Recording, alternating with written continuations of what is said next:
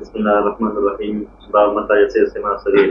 وبه قال حدثنا اسماعيل قال حدثني مالك عن ابن شهاب عن ابي بن عبد الله بن عتبة عن عبد الله بن عباس قال اخبرت راكبا على حمار نتن وانا इन बाब जो माक़बल जे बाब सां रब्त ई आहे त माक़बल जे बाब में पैगम्बर अलैहिस्सलातु वस्सलाम हज़रत इब्न अब्बास खे दुआ ॾिनी हुई। इब्न अब्बास खे छा ॾिनी हुआ? दुआ। ऐं हिन रिवायत में बि हज़रत इब्न अब्बास रज़ी अल्लाह ताला जो तज़कुरो आहे, जंहिंखे पैगम्बर अलैहिस्सलातु वस्सलाम दुआ ॾिनी त ख़ुदा ताला उनखे इल्म सां नवाज़ियो। पढ़। وانا يومئذ قد ناهزت الاحتلام ورسول الله صلى الله عليه وسلم بنا الى غير جدار فمرت بين يدي بد السبت ورسلت لتانا ترقى ودخلت في السبت فلم ينفذ ذلك الرجل. मक़सदु तर्जुमे जो छा आहे? मक़सदु इहा, हिकिड़ो आहे तहमुल हदीस, ॿियो आहे अदाए हदीस। तहमुल हदीस जो मतिलबु आहे हदीस खे खणणु, अदा करणु। ऐं ॿी माना ॿियो चइबो आहे अदाए हदीस। अदाए हदीस जो मतिलबु इहा आहे त जॾहिं रावी पंहिंजी रिवायत ॿुधाए त उन वक़्त में रावी जी उमिरि केतिरी हुजे, उन वक़्तु रावी जी उमिरि। तहमुल हदीस जे लाइ उमिरि जो हुजणु ज़रूरी न आहे, ऐं अदाए हदीस जे लाइ उमिरि जो हुजणु ज़रूरी आहे। अदाए हदीस तॾहिं थींदी जॾहिं उहो बालिग़ हुजे, जॾहिं छा माना उनजी रिवायत क़बूल कबी जेको बालिग़ हुजे, ग़ैर बालिग़ जी रिवायत क़बूल न कबी। तहमुल हदीस जो मतिलबु इहा आहे त हदीस कहिड़े वक़्त में ॿुधी सघे थो। इब्न अब्बास रज़ी अल्लाह ताला अन्हु जॾहिं पैगम्बर अलैहिस्सलातु वस्सलाम हिन जान खे छॾियो त 10 सालनि जो हो, या त चवंदा अञा बि घटि उमिरि जो हो, लेकिन हुनजूं रिवायतूं मक़बूल छो न? हिन जे करे त हज़रत इब्न अब्बास रज़ी अल्लाह ताला अन्हु बचपन में ज़हीन हो। तहमुल हदीस बचपन में कया हुई ऐं अदाए हदीस तॾहिं जॾहिं बालिग़ थियो। बाद में रिवायतूं कंदे न। तहमुल हदीस माना हदीस खे खणणु या यादि करणु, ऐं अदाए हदीस माना जॾहिं हदीस उहो ॿुधाए। अदाए हदीस तॾहिं क़बूल कबी जॾहिं बालिग़ थिए।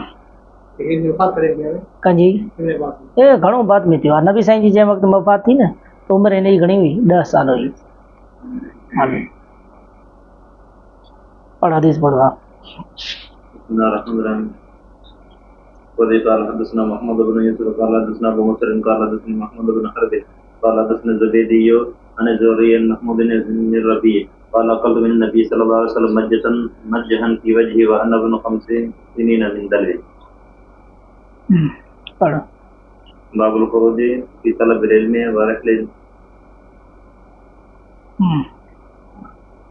ورحل جابر بن عبد الله مسيرة شهر إلى عبد الله بن أنيس في حديث واحد.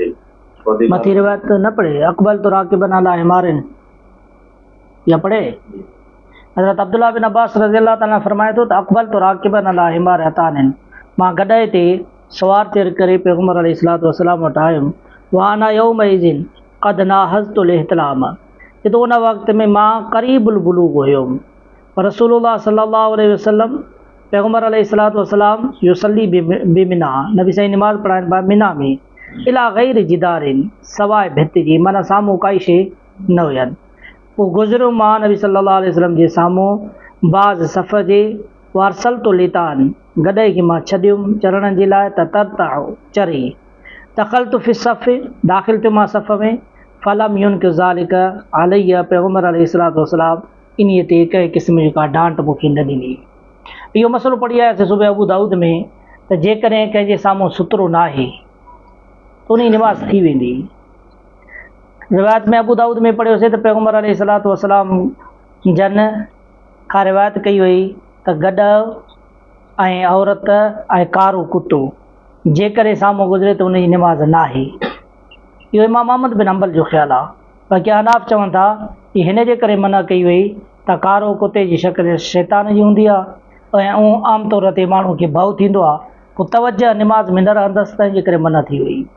औरत ज़ाहिर ॻाल्हि औरत जो साम्हूं गुज़रे त मर्द जो तवजह औरत जे हुस्न ऐं जमाल ते हली वेंदो, उनजी तवजह निमाज़ में न रहंदो, तंहिंजे करे मना कई वई। 3 नंबर ते गॾु माण्हू खे कराहत ईंदी आहे, गॾु तंहिंजे करे मना कई वई। उहो पढ़ियो हल। وبه قال حدثنا محمد بن يوسف قال حدثنا ابو بكر قال حدثني محمد بن حرب قال حدثنا زبيدي عن الزهري ان احمد بن ربيع قال اكلت من النبي صلى الله عليه وسلم अकलत मिन नबी सल्लल्लाहु अलैहि वसल्लम मज्जतन मज्जहा फी वजही व अनबनु 5 सिनीन मिन दलविन। दलविन जो तालुक था मज्जहा ये तो अकलत मिन नबीन ये तो मूंखे यादि आहे पैगम्बर अलैहिस्सलातु वस्सलाम गुरड़ी कई व मज्जहा मिन दलविन ऐं उहा गुरड़ी वरी विधऊं हुयूं दलव माना ॾोल में पोइ वरी फी वजही मूंखे हुकुम कयूं त तूं पंहिंजे चेहरे ते हण। उन वक़्तु मुंहिंजी उमिरि घणी हुई 5 साल। हाणे उहो रावी जेको रिवायत करे थो बचपन में ज़हीन हो ऐं वॾो थी करे जेकॾहिं रिवायत करे त इमाम बुखारी चए थो त उनजी रिवायत क़बूल कबी। घणा ॿार जेके ज़हीन हूंदा आहिनि एॾा ज़हीन हूंदा आहिनि जो नंढड़े वक़्त जी ॻाल्हि हुनखे छा बचपन जे ज़माने जी ॻाल्हि यादि हूंदी आहे। हाणे एॾो वॾो ज़हीन वॾो थी करे चवे त मूंखे उहा जॻह बि यादि आहे जंहिं जॻह ते इहो वाक़ियो पेश आयो, जंहिं जॻह ते फलाणे हीअ ॻाल्हि कई, पोइ वॾो थिए त उनजी अदाए हदीस क़बूल आहे। उहो बुज़ुर्ग हाल आहे। बाबुल ख़ुरूज फी तलबिल इल्म व रहल जाबिर बिन अब्दुल्लाह मस्किरत खैर मिन अब्दुल्लाह बिन उमैस फी हदीस वाहिद। قال حدثنا ابو القاسم خالد بن خلي قاضي حمص قال حدثنا محمد بن حرب قال الاوزاعي اخبرنا زهري عن عبد الله بن عتبة بن مسعود عن ابن عباس رضي الله عنه تمارا माक़बर वारे बाब सां हिन जो तालुक़ु कहिड़ो आहे त माक़बर वारे बाब में हज़रत इब्न अब्बास रज़ी अल्लाह ताला अन्हु जे रिवायत मां साबित थिए थो त हज़रत इब्न अब्बास पैगम्बर अलैहिस्सलातु वस्सलाम जी ख़िदमत में आयो। ख़िदमत में अचणु इहो तलब इल्म आहे, इल्म जी चाइबा तलब, ऐं हिन बाब में बि तलब जे लाइ वञणु। والحر بن قيس بن حفص الفزاري في صاحب موسى فمر بهما ابي بن मक़सदु हिन तर्जुमे जो छा आहे? हदीस जो ऐं तर्जुमे जो मक़सदु इहा आहे त इमाम बुखारी रहमतुल्लाह अलैहि फरमाए थो त इल्म जी फज़ीलत त तमामु वॾी आहे, इल्म जी अज़मत ऐं शराफ़त तमामु वॾी आहे ऐं इल्म जो हासिलु करणु बि तमामु ज़रूरी आहे, अहमियत वारी शइ आहे। हाणे एॾी वॾी ज़रूरी शइ, अहमियत वारी शइ बग़ैर सफ़र जे हासिलु न थींदी। हासिलु तॾहिं थींदी जॾहिं सफ़रु कंदव। हाणे सफ़र जे लाइ निकिरणो पवंदो न, घर घाट छॾिणो पवंदो न। सही हाल पढ़वा وقال إني تماريت أنا وصاحبي هذا في ساحل موسى الذي سأل سبيلا إلى لقيه هل سمعت رسول الله صلى الله عليه وسلم يذكر شأنه فقال أبي نعم سمعت رسول الله صلى الله عليه وسلم يذكر شأنه يقول بينهما موسى في ملأ من بني إسرائيل إذ جاءه رجل فقال हिकु हदीस जे लाइ हज़रत जाबिर बिन अब्दुल्ला महीनो पंधु कई, जाबिर बिन उनैस ॾे। इमाम बुखारी रहमतुल्लाह अलैहि इन मां साबित करे थो भा हदीस जे लाइ जेतिरो पंधु करिणो पए माण्हू हिकु हदीस जे लाइ महीनो पंधु कई। पोइ साईं अल्लाह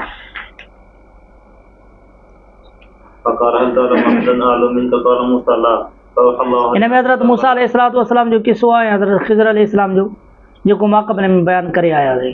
पढ़ो इन में बि इहा ॻाल्हि साबित करे थो त मूसा अलैहिस्सलाम नबी थी करे बि इल्म जे लाइ सफ़र कई ऐं असां तव्हां त बतरी कयो आहे न, तव्हां मस्तु महिल में तकलीफ़ न कजो न साईं। हेसी ताईं हिकु हदीस जे लाइ एॾो पंधु न कजो आहे साईं। हाल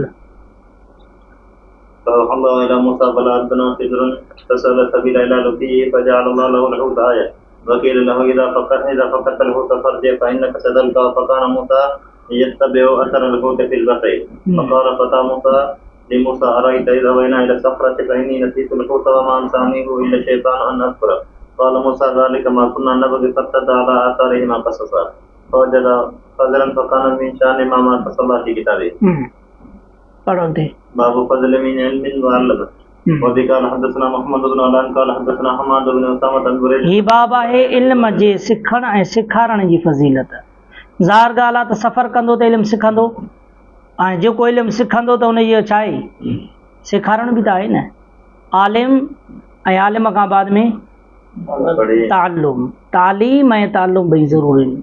पहिरियों तालीम हुजेसि, इल्मु सिखे, तालीम जे लाइ सफ़र कंदो, पोइ वरी तालुम, पोइ वरी छा करे सेखारे। ॿिन्ही जी फज़ीलत आहे। सिखियो उनजी जुदा फज़ीलत, वरी सेखारण जी जुदा फज़ीलत। पढ़ो وبه قال حدثنا محمد بن الله قال حدثنا حماد بن اسامه بن بريدة بن عبد الله بن ابي بردة عن ابي موسى عن النبي صلى الله عليه وسلم قال مثلا ما بعثني الله به من الهدى والعلم كمثل الغيث الكثير اصاب ارضا فكان منها نقيه قبلت الماء فانبتت له والمشبه الكثير وكانت منها اجادب امسكت الماء فنفع الله بها الناس فشربوا وسقوا وزرعوا واصاب منها طائفه اخرى انما هي كيان لا تمسك معا ولا تنبت كلن كذلك من पैगंबर अलैहिस्सलातु वस्सलाम फरमायो त जंहिं इल्म ऐं हिदायत सां अलाह ताला मूंखे मोकिलियो आहे उन जी मिसाल ईअं आहे जीअं ज़ोरदार बारिश हुजे ऐं कंहिं ज़मीन ते वसे।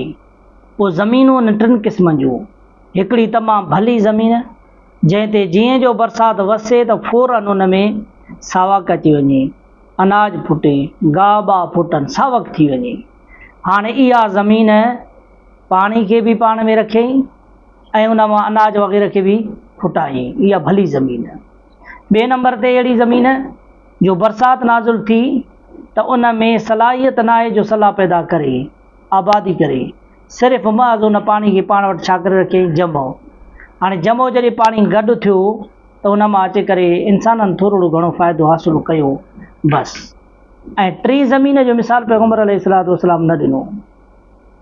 ऐं टी ज़मीन उहा आहे जेका कलराठी, पाणी बि उन ते न बीहे, फ़ाइदो बि कोई हासिलु पाणी मां न करे ऐं वरी आबादी बि न थी। पाण फरमायूं त पहिरियों मिसाल उन जो आहे जंहिं ते मुंहिंजो इल्मु नबुवी आयो, हिदायत आई, इल्मु आयो, उन जी दिलि ते जीअं जो हिदायत पहुती, इल्मु पहुतो त उन मां वरी सलाह फुटा, माना मुजतहिद थियो। छा थियो आहे? मुजतहिद। ओ बुज़ुर्ग, उहो केरु थियो? मुजतहिद। ॿियो वरी बरसाति नाज़ुल थी उन दिलि ते, माना क़ुर ऐं हिदायत वारो इल्मु आयुसि दिलि ते, इल्मु त हासिलु कई पर उन ते अमल पाण न कई, अमल वरी ॿियनि कयो, न को ॻाल्हि ॿुधऊं ॿियनि अमल कयो, उन्हनि जी दिलि त आबाद थी पर हिन जी पंहिंजी दिलि, पंहिंजी ज़मीन छा आहे? वीरान, माना ॿियनि फ़ाइदो हासिलु कयो, हिनखे कुझु बि फ़ाइदो न थियो। टियों उहो जो पाण इल्मु बि न सिखियईं ऐं अमल बि न कई, जाहिल वरी ॿियो अमल खां बि परे। सवालिया त टे जो मिसाल छो न पाण फरमायूं? जेके ॿ नाफ़े शयूं हुयूं उन्हनि जो नबी मिसाल ॾिनो, उहो मां नाफ़े न ही ज़रर वारी शइ, त जेको नबी से बयानु फरमायो। अल्लाह पढ़दा قال مثل ما بعثني الله به من الهدى والعلم كمثل الغيث الكثير أصاب أرضا فكان منها نقية قبلت الماء فانبتت القلوب والعنسيب الكثير وكانت منها أجادب أمسكت الماء فنفع الله بها الناس فشربوا وسقوا وزرعوا وأصاب منها طائفة أخرى إنما هي كيان لا تمسك ماء कलौ माना गाह, वल उशब, इहो तामीम बाद तख़सीस जी आहे। गाह तमामु घणो, सावक तमामु घणी। वकानत में आजादिब, जज़ब त कई पाणी खे पाण वटि रोके बि सही, नफ़ो ॾिनो अलाह सां, अलाह ताला उन जी पाणी जे ज़रिए माण्हुनि पीतो बि ऐं पीआरियूं बि, पोख खे पोखायूं बि सही। सम्झो सही, इहो मुजतहिद जी मिसाल आहे। हालात ते منها طائفة أخرى إنما هي كيان لا تمسك معا ولا تنبت كرا كذلك مثل من فقه في دين الله ونفع بما بعثني الله به فعلم وعلم ومثل من لم يرفع بذلك رأسا ولم يقبل هدى الله الذي أرسل आलिम सिखियो, आलम सेखारियईं। ومثل من لم يرفع بذلك رأسا ولم يقبل هدى الله الذي أرسل به قال أبو عبد الله قال إسحاق النبي أسامة وكان منها طائفة سجلت الماء فيعلوه الماء والصفصف المستوي من الأرض. बस